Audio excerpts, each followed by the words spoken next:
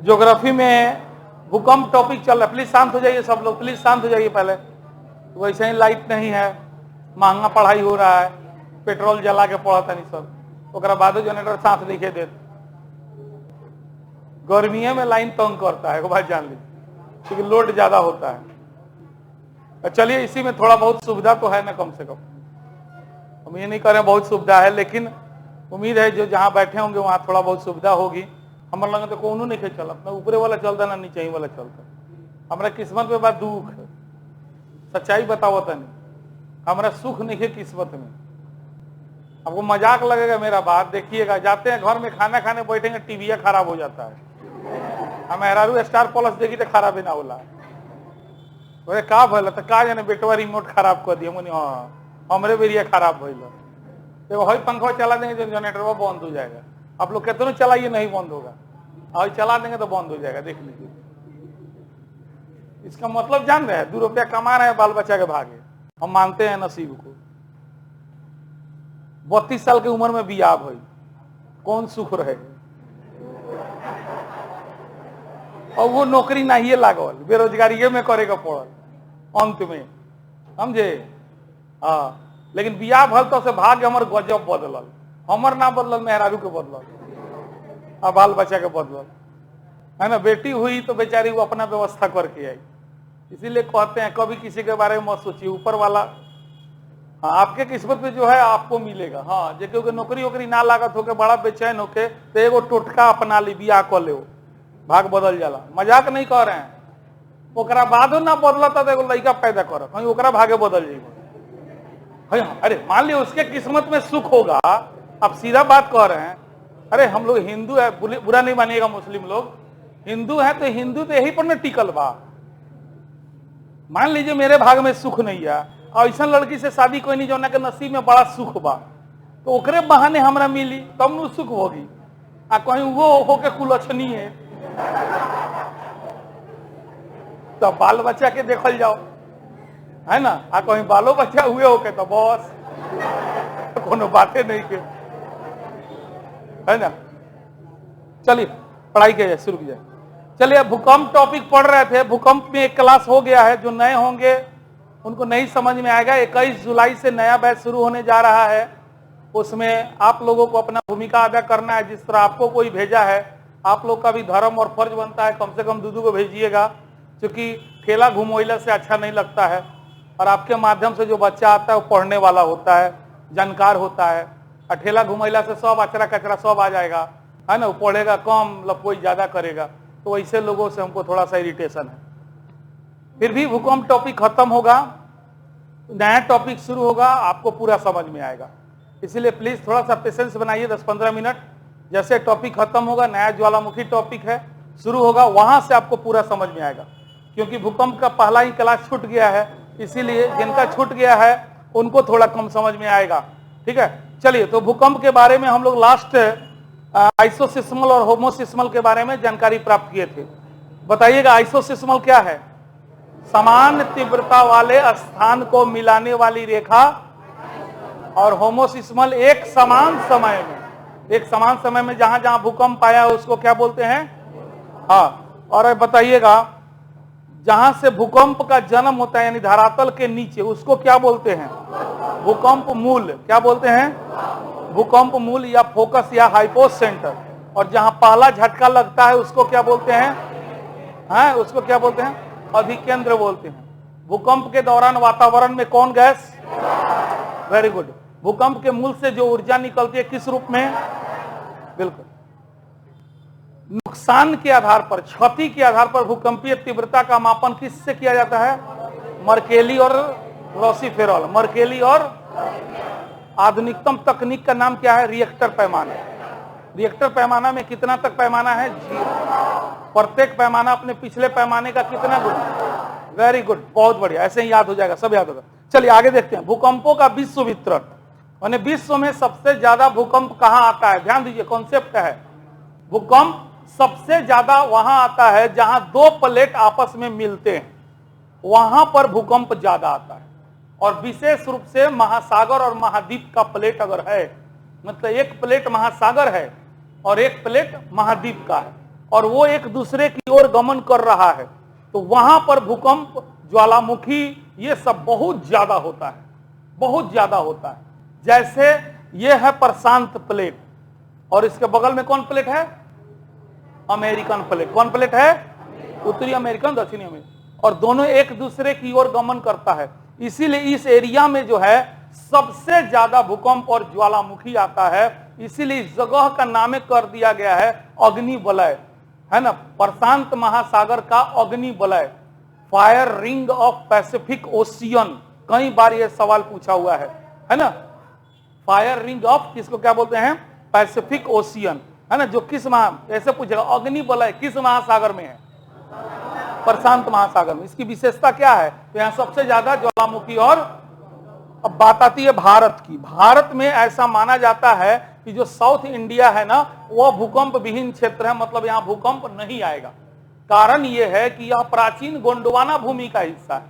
इसमें जो भी विवर्तनिकी यानी उठापटक होना चाहिए सब हो गया है ना। प्राचीन चट्टान का यह बना है। तो इसीलिए विद्वानों ने यह अनुमान लगा लिया कि दक्षिण भारत में कोई भी ज्वालामुखी या भूकंप नहीं आएगा। लेकिन यह धारणा गलत सिद्ध हो गई 1968 में, जब कोयना में जबरदस्त भूकंप आया। पूछा गया बताओ ना काहे चल आयल? कहा जाने के नदू आ गए, कौनो पता नहीं। जबकि विद्वानों ने यह अनुमान लगा लिया था कि साउथ इंडिया में भूकंप नहीं आएगा। वहीं अगर बात करें नॉर्थ इंडिया की, तो हिमालय का जो पर्वत पदीय क्षेत्र है, मतलब ये एरिया अगर बात करें, ये महान हिमालय है ना, 3 भाग में बटा हुआ है। सबसे ऊपर वाले को महान, बीच वाले को लघु, और ये है शिवालिक। ये है, और इसी शिवालिक के तटवर्ती क्षेत्र में सबसे ज्यादा भूकंप आता है भारत में, जिसमें हम लोग का अपना बिहार और मोतिहारी जबरदस्त पड़ता है ना। तो भारत में हिमालय के पर्वत पदीय क्षेत्र में विशेष रूप से भूकंप आने की संभावना है, जबकि दक्षिण भारत यह माना गया है कि यह भूकंप विहीन क्षेत्र हो चुका है, यहाँ भूकंप नहीं आएगा। अपवादिक रूप में 1968 में भूकंप आया था, है ना, लेकिन उसके बाद से इस तरह का कोई घटना उधर देखने को नहीं मिला। अब जितना हिमालय के तलहटी में जाइएगा, महीना में एक आध बार हिलते रहिएगा, भले रिएक्टर पैमाना पर 4.5-5 ही काहे नहीं हो, लेकिन आता रहता है ना। और वही हम लोग के तरफ देखिएगा, आएगा तो बड़ा भयानक आएगा। भूकंप थोड़ा थोड़ा आ रहा है तो ठीक है, और नहीं तो ये बहुत बड़ा संकेत है कि कोई बहुत बड़ा भूकंप आ सकता है। जैसे हम लोग के 2014-15 में आया था ना, उसके बाद 7 साल हो गया, अभी नहीं आया है, तो इंतजारे रहता है ना। ऐसे समय बीत गल बा, अब ना आई, अब आवे कोई तो फिर नवंबर दिसंबर। जनरली भूकंप हमनी के एरिया में अप्रैल मई जून लास्ट जाला, और फिर ओकरा बाद मौजे मेघ बरसे लगी, ठंडा जाई, है ना। ओकरा बाद फिर नवंबर दिसंबर में एगो संभावना बनेला। हाँ, तो ये 2-3 महीना गड़े रागे रहेला। ठीक बा, तो चलिए, तो भूकंप का विश्व वितरण। भूकंप विश्व में सबसे ज्यादा कौन 2 प्लेट के किनारों पर? प्रशांत और अमेरिकन, है ना। और वहीं पर है अग्नि वलय, और अग्नि वलय किस एरिया में है? तो प्रशांत महासागर। किस एरिया में है? भारत में सबसे ज्यादा भूकंप हिमालय के पर्वत पदीय क्षेत्र में। भारत में सबसे ज्यादा भूकंप कहाँ आएगा? हिमालय के पर्वत पदीय क्षेत्रों में आएगा। ठीक है ना, इस तरह ध्यान रखिए। चलिए भरिएगा। भूकंपों का विश्व वितरण। भूमंडल के लगभग 40% भूकंप जो है सागर तथा महाद्वीप या द्वीप के मिलान बिंदु पर आते हैं। इसमें से 68% भूकंप प्रशांत महासागर की तटीय पेटी में आते हैं। प्रशांत महासागर के इस विशाल क्षेत्र को क्या कहते हैं? अग्नि वलय। क्या कहते हैं? अग्नि वलय। अंग्रेजी में लिख दिया गया है फायरिंग, अग्नि वलय कहते हैं। चलिए, भारत का प्रमुख भूकंप क्षेत्र। भारत के हिमालयी क्षेत्र, भरिएगा, हिमालयी। भारत के हिमालयी क्षेत्र में अधिकांश भूकंप आते हैं। गंगा के मैदानी भागों में भी भूकंपों का प्रभाव दिखाई देता है। पिछले कुछ वर्षों तक दक्षिणी पठार को भूकंप से मुक्त क्षेत्र माना जाता था, किंतु 1968 में महाराष्ट्र के कौन जगह? कोयना बांध क्षेत्र, कोयना, मोस्ट वीवीआई, कोयना, कोयना बांध क्षेत्र, है ना, कोयना बांध क्षेत्र में आई भूकंप ने इस धारणा को गलत सिद्ध कर दिया। चलिए, भारत में आए कुछ बड़े बड़े भूकंप, तिथि थोड़ा ध्यान में रखिएगा। 11 अक्टूबर 1787 को उसका अधिकेंद्र था कलकत्ता। जो जगह का नाम लिखेंगे अधिकेंद्र का नाम लिखेंगे, समझ रहे हैं। और उसमें 3 लाख से अधिक लोग मरा था। लिखिए, डॉट डॉट में लिखिए कलकत्ता। कलकत्ता में भूकंप आया था। बिहार में आया सबसे बड़ा भूकंप, सबको याद होगा, हाँ, 1934 को आया था। 1934 में भूकंप आया था बिहार में, 11,000 लोग मरा था। बिहार दूसरा में बिहार बड़ी है। तीसरा में देखिए 20 अक्टूबर 1991 उत्तर काशी में आया था। उत्तर काशी गढ़वाल उत्तराखंड, हाँ, और उसमें 2000 लोगों की मौत हुई थी। 23 सितंबर 1993 को लातूर में आया। लातूर महाराष्ट्र में पड़ेगा लातूर।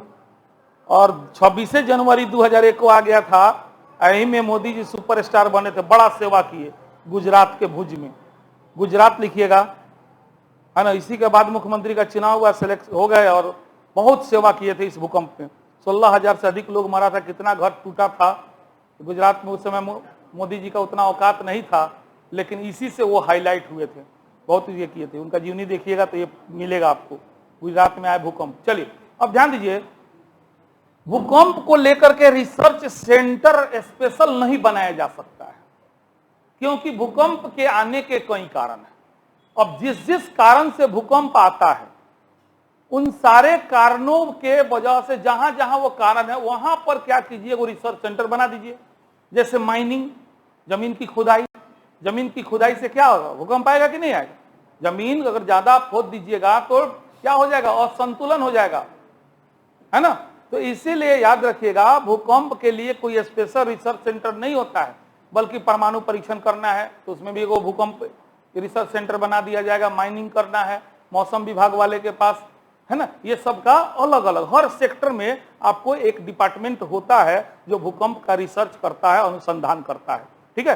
तो ऐसे ऐसे कहां कहां होते हैं, थोड़ा सा नाम दे दिए पीटी पॉइंट अभी से। जनरल कंपटीशन में ये सब पूछता है। 5 भारत के प्रमुख भूकंप अनुसंधान संगठन। सबसे पहले है भारतीय मौसम विभाग। इसका मुख्यालय कहां है, वेरी गुड, दिल्ली है। भरिए दिल्ली, ये पूछेगा परीक्षा में। भारतीय मौसम विभाग का मुख्यालय भारत भू सर्वेक्षण कोलकाता। कोनो बात नहीं कि आज नहीं कि ध्यान से ना भूलिए लोगों। कोलकाता में भू सर्वेक्षण, गप ना करो लोगों। राष्ट्रीय अंतरिक्ष प्रयोगशाला कोलकाता राष्ट्रीय अंतरिक्ष प्रयोगशाला। भाभा परमाणु अनुसंधान केंद्र मुंबई तांबे ना, सतीश धवन ने पूछा नहीं। भाभा परमाणु अनुसंधान केंद्र मुंबई। भारतीय खाद्यान्न संस्थान, खाद्यान्न का माइनिंग कहाँ है, धनबाद में है। धनबाद, हाँ, धनबाद वाला, है ना। इन्हीं सब जगह पे जो है भूकंप अनुसंधान होता है। चलिए, भूकंप का सबसे खतरनाक परिणाम देखने को जो मिला, वो मिला है सुनामी। सब लोग समझिए, जो नया है पुराना है। सुनामी भूकंप का सबसे खतरनाक परिणाम। अगर भूकंप का अधिकेंद्र महासागर में है, आप कल्पना कीजिए, एगो कठड़ा में पत्थर रखें, एगो में पानी रखें, ठीक बा। तो मान लो पहले पत्थर वाला लेके जाके उसे टकड़ो ही नहीं तो कोनो बात नहीं के बैलेंस बना ले। लेकिन पनिया वाला लेके जाते हैं कि उसे टकड़ो ही नहीं तो क्या हुई, समझ रहे। हाँ, अब आप इमेजिन कीजिए कि हई सागर है, हई नीतल है। सागर का एक कहलाता है, हई कहलाता है तल। सागर का को बार बता रहे हैं, भुलाइएगा मत। हम बचपन में समझी कि हई तल है, हई तल ना है, कौन सी है, हाँ, एक तली कह दो भले, लेकिन तल तो बिल्कुल गलत बा, है ना।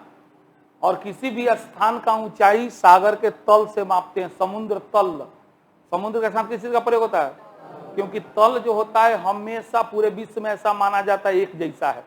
क्योंकि अगर इसमें से एक लोटा पानी यहां से निकालिएगा तो एक गढ़ा हो जाई, तो बरोबर घटेला बरोबर बढ़ेला।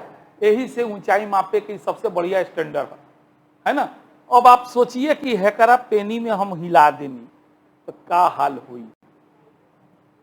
आप समझ रहे हैं ना बात को। इसका जो भूकंप हमने 2015 में आए रहे स्थल पर, अगर वो जल में आए रही तो जलवा हैंग डांस करी कि ना करी।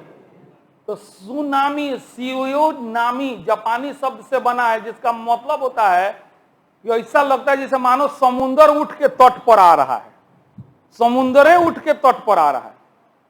और जानते हैं, ही मत समझिएगा कि भाग जाइए, ना भाग पैब। स्पीड रहा 600 से 700, 600 से 800 किलोमीटर पर आवर। कितना स्पीड से भगब मने 1 घंटा में यहां से चला तो 1 घंटा में मान 600 किलोमीटर के स्पीड से तो तुरंत पूरा समुद्र उठ के चला आता है। भारत का दक्षिणतम बिंदु, मुख्य भूमिका नहीं, अंडमान निकोबार वाला इंदिरा पॉइंट, वेरी गुड। मुख्य भूमिका कन्याकुमारी, सब पढ़ाएंगे, चिंता नहीं कीजिए भारत के भूगोल में।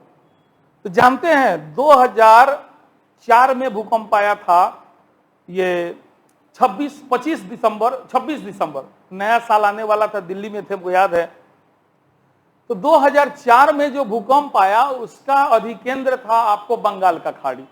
बंगाल के खाड़ी में भी अगर जगह एग्जैक्ट बताया जाए तो इंडोनेशिया का सुमात्रा जो द्वीप है ना, उसी के पास उसका अधिकेंद्र था, समुद्र में आया था।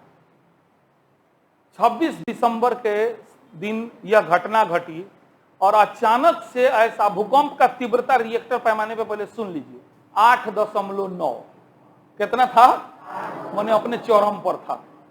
साफ आया ना, पूरा भारत का दक्षिणी भारत मतलब तमिलनाडु, आंध्र प्रदेश, उड़ीसा तक का एरिया, सब तटीय एरिया को डुबा दिया था।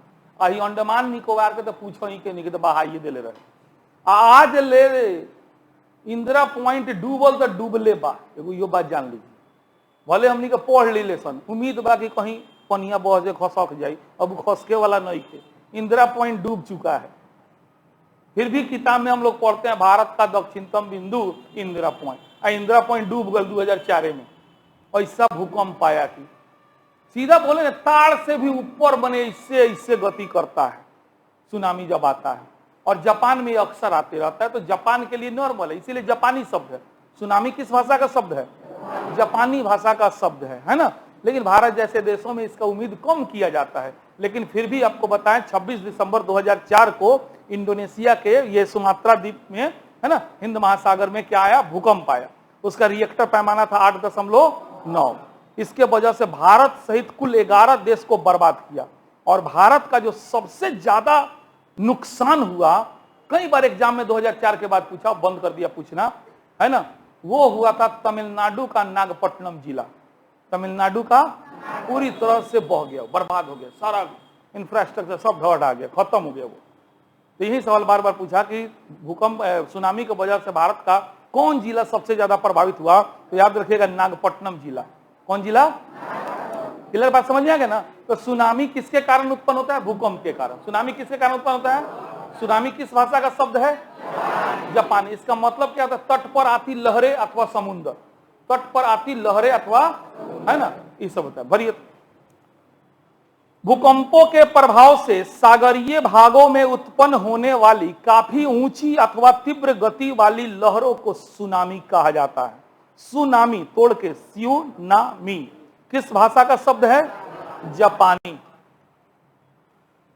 जापानी भाषा का एक शब्द है जिसका अर्थ है तट पर आती लहरें अथवा समुद्र।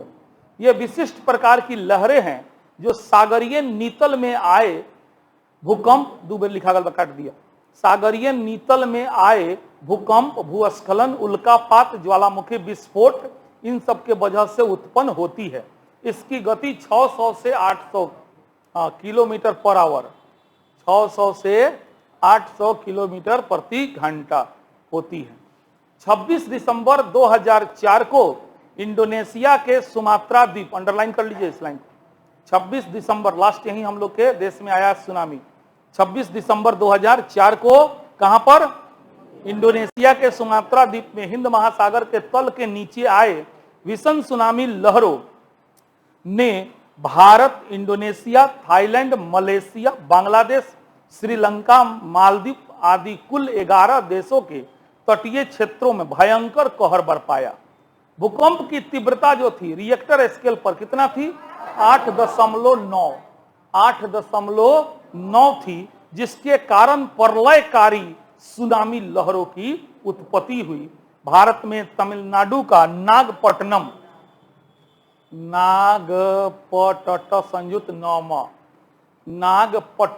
जिला सर्वाधिक प्रभावित क्षेत्र था।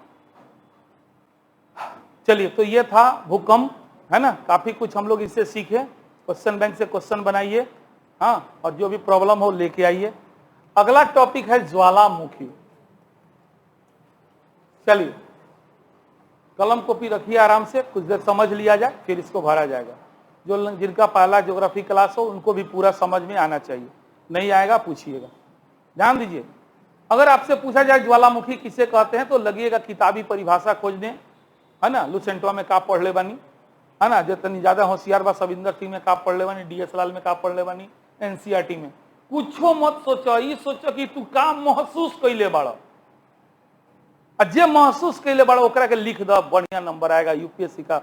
अगर यूपीएससी निकालना है तो इस स्ट्रेटजी को अपनाइए। जो महसूस किए हैं उसको लिखिए। फलानवा के अनुसार नहीं चलता है यूपीएससी में, बीए में खूब चलेला, है ना।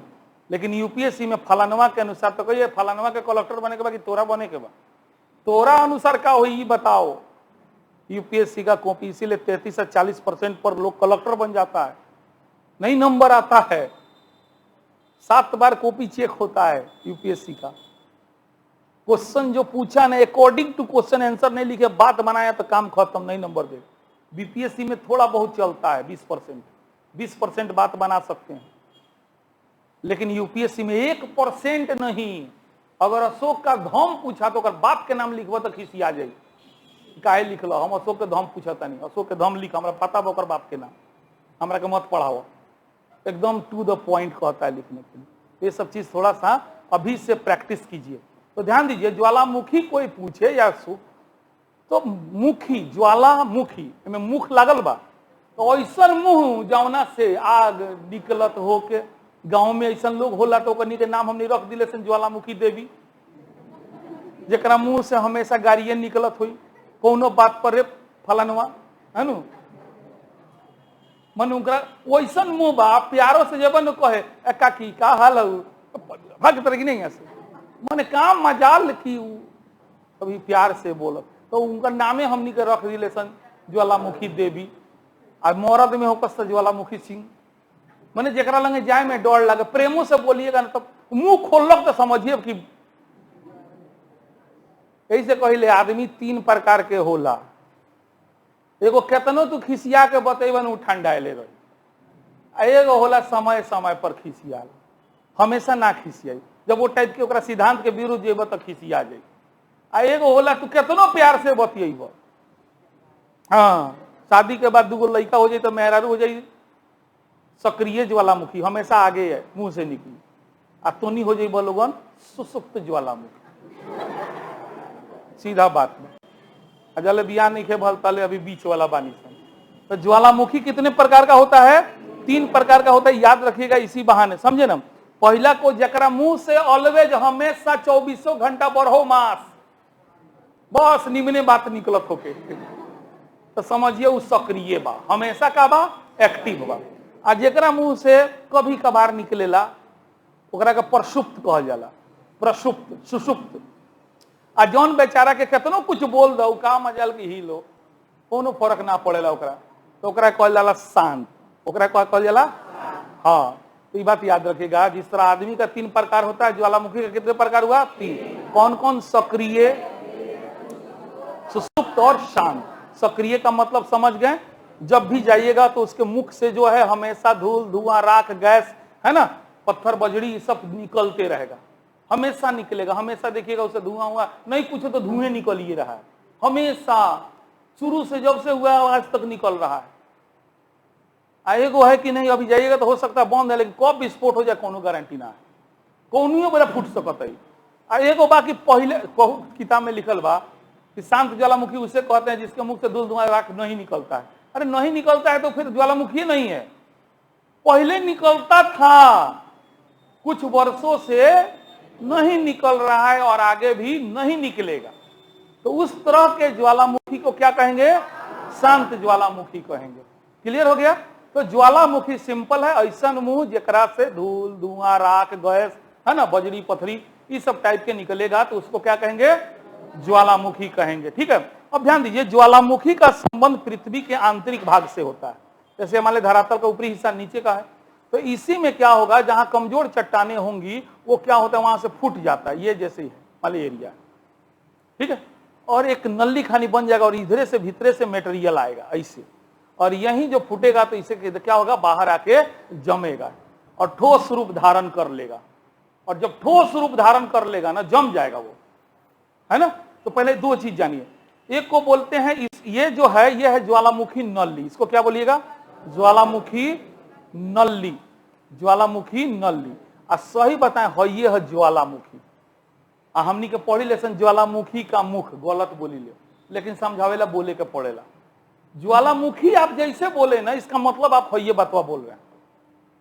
ज्वालामुखी माने ऐसा मुख जौना से ज्वाला निकले, तो ज्वालामुखी है। इसी को अंग्रेजी में क्रेटर बोलते हैं। क्या बोलते हैं?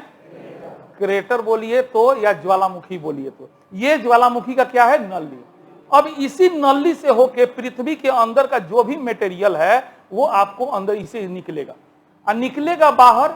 उसके बाद वो लिक्विड अवस्था में रहता है ना, मतलब द्रव्य अवस्था में रहता है। क्या होगा? छीटाएगा, फैलेगा, धीरे धीरे धीरे धीरे जमते जाएगा, जमते जाएगा, जमते जाएगा, और जम के एक समय ठोस रूप धारण कर लेगा, तो उसको चट्टान कहा जाता है। क्या कहा जाता है? चट्टान कहा जाता है। चट्टान ऐसे ही बनता है। अब सुनिए, यही लगले चट्टानों थोड़ा समझिए, क्योंकि एक दूसरे से बिल्कुल जुड़ा हुआ है। ज्वालामुखी क्रिया के दौरान पृथ्वी के गर्भ से, माने पृथ्वी के अंदर से जो धूल धुआं गैस राख निकलता है बाहर और जमकर जो ठोस रूप धारण कर ले पहिल की अवस्था में, उसी को बोलते हैं प्रारंभिक चट्टान, मूल चट्टान, आगन्य चट्टान।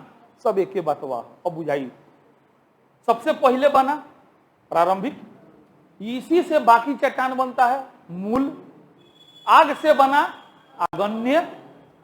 अब क्या होगा, इस पर बहुत सारा अपर्दनात्मक बल काम करेगा, है ना। अपर्दनात्मक बल मतलब धूल, हवा, पानी, बारिश, है ना। तो ये कल्पना मत कीजिए 200 साल 500 साल में, ये कल्पना कीजिए 500 लाख साल में, माने हजार में भी नहीं सोचिए, लाखों वर्ष यह क्रिया चलती रहती है, चलती रहती है। तो इसमें क्या होगा? टूट फूट होगा, और टूट फूट होगा तो कहीं ना कहीं जाके वो जमेगा, कहीं ना कहीं जाके क्या होगा? वो जम जाएगा, फिर अलग दूसरा जगह। तो इसके अवसाद, अवसाद माने कचड़ा, इसके टूट फूट को क्या कहते हैं? कचड़ा। उसी को ज्योग्राफी में बोलते हैं अवसाद। क्या बोलते हैं? इसके अवसाद के जमने से बना, तो यह है अवसादी चट्टान। कौन चट्टान है? यानी आगन्य चट्टान के अवसाद से क्या बना? चूंकि यह परत में जमा है, परत में, देख रहे हैं ना भाई, एगो अब जमल, फिर ओकरा कुछ 100 बरस बाद फिर ओकरा ऊपर जमल। अरे पत्थर से बचपन बड़ा खेलले बानी सन, मारी लेसन चटक जला, में से एगो निकल जला, वो परतदार चट्टान है। आ जन बुकनी हो जाए ना आगन्य, अना तो रूपांतरित हुई, हेमे परत में जमिए ना सकता। जब ये मतलब इस तरीके का खिचड़ी है कि एमे से दाल के अलग करल मुश्किल बा, एकदम बन के एकदम घी बने का एकदम माड़ हो गई बहु, एकदम ऐसे अपने में मिला हुआ है। इसको फोड़िएगा तो बेढंगा आकृति में फूटेगा, जहां ज्यादा चोट लगेगा वहां फूटेगा, क्योंकि पूरा सॉलिड है ये, है ना। लेकिन इसको फोड़िएगा ना तो चटकेगा, कभी हई पर टूटेगा, कभी हेने से टूटेगा, कभी हेने से टूटेगा, क्योंकि जेने जेने जमाव हुआ है वही जन से ब्रेक होगा, वो इस तरीका से ब्रेक होगा। अब देखिए, ये जो चट्टान बना तो ये पृथ्वी के गर्भ से निकला, उसके बाद बना। पृथ्वी के गर्भ से जो लावा निकला, मैग्मा निकला, उसी से ना बनाइए। तो ये बताइए, इसमें जीवाश्म रहेगा क्या? कहां से जीवाश्म मिलेगा? ये तो पृथ्वी के नीचे से। जीवाश्म माने कौन? जीव के अवशेष। जीव माने सजीव, माने पेड़ पौधा, आदमी, जानवर, है ना। उसी को क्या बोलते हैं? फॉसिल्स, जीवाश्म बोलते हैं। क्या बोलते हैं? तो इसमें जीवाश्म मिल सकता है? 7 जन्म में ना मिले, नहीं मिलता है इसमें जीवाश्म। और ये परीक्षा में कितना बार पूछा, कि कौन चट्टान में जीवाश्म मिलता है, इसमें मिलेगा। ये बाद का टूट फूट हुआ है, इससे बहुत खेला है, बहुत सारा जीव का अंश इसमें समाहित हुआ है कि नहीं है? ये परत में जमा है। ये किसमें जमा है? परत में जमा है। इसीलिए इसको क्या बोलेंगे? परतदार। क्या बोलेंगे? परतदार। अब ध्यान दीजिए, आप चाहें तो परतदार से या अवसादी से, और नहीं तो चाहे तो आगन्य से, ताप और दाब के प्रभाव से उसका रूप बदल सकते हैं और अपने हिसाब से चट्टान बना सकते हैं। आप चाहिए तो डायरेक्ट आगन्य से बना लीजिए, कुछ एक्स्ट्रा बनाना चाहते हैं, जैसे आज के डेट में टाइल्स और सब का है, ये सब रूपांतरित चट्टान। रूप में परिवर्तन करना है किसे? या तो आगन्य से करिए तो, और नहीं तो और ना तो रूपांतरितों से रूपांतरित कर लीजिए। जैसे चावल से भात बने नहीं, अब भात उबर गल तो सूखा के भूजा बना लेनी। पहले चाउर से का बने नहीं, भात बना लेनी सन।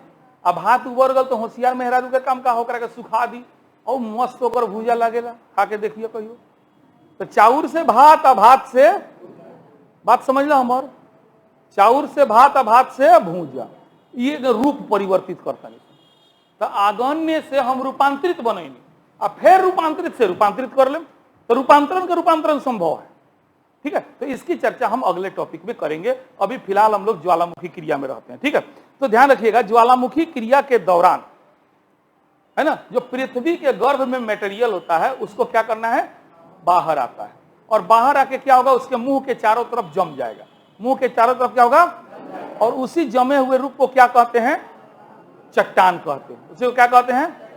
अब देखिए, चट्टान कहिए तो या लावा कहिए तो, चट्टान कहिए तो या लावा कहिए तो, है ना।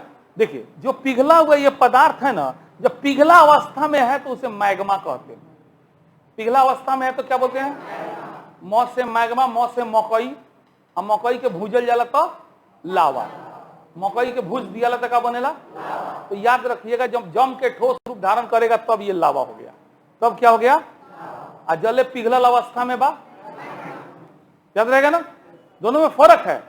अब बोलने के लिए कोनो बोलिए, कोई दिक्कत नहीं है, सामने वाला समझदार है।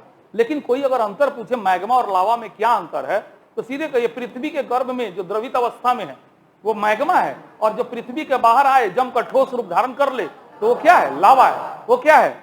उल्टे मत बोलिए, इसे कोड वर्ड देनी है।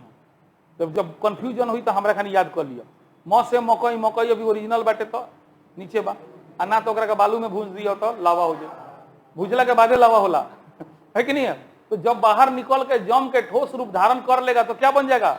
लावा बन जाएगा। अब उसी लावा को अब चट्टान के रूप में अगला टॉपिक में पढ़ा जाएगा। तो पहले बेसिक इतना लिखिए, तो इतना भर लीजिए जल्दी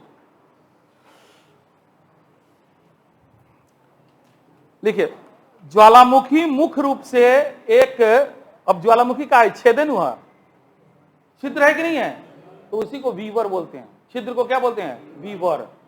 लिखिएगा, ज्वालामुखी मुख्य रूप से एक वीवर कौमा या छिद्र होता है, और वीवर या छिद्र होता है, और जिसका संबंध पृथ्वी के आंतरिक भागों से होता है। इसी के माध्यम से क्या निकलता है? गैस, धूल, धुआं। लिखिए, इसके माध्यम से गैस, धूल, धुआं, राख, बजरी, छोटा छोटा पत्थर को बजरी, जलवाष्प,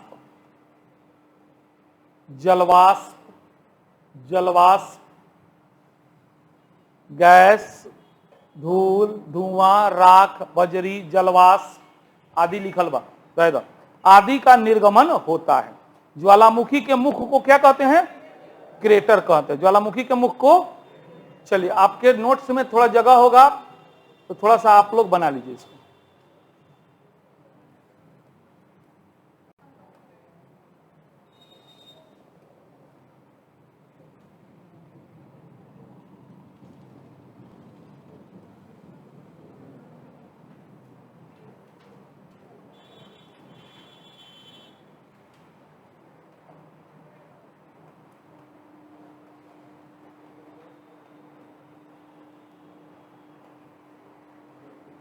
वोल्केनिक पाइप ज्वालामुखी नली को पाइप बोलते हैं, वोल्केनिक पाइप, है ना। और इसको जो है ज्वालामुखी बोलिए तो, या क्रेटर बोलिए, क्रेटर, या फिर तुतलब भाषा में ज्वालामुखी छिद्र।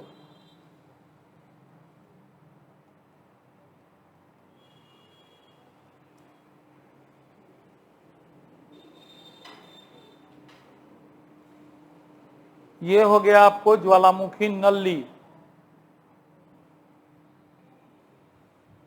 चलिए आज के लिए इतना है, बना के आराम से चले जाइएगा। कोई कल कंटिन्यू रहेगा। आप समझ सकते हैं कितना इंपॉर्टेंट क्लास है, अपसेट नहीं कीजिएगा, इसमें बहुत बारीकी बारीकी वाला चीज है।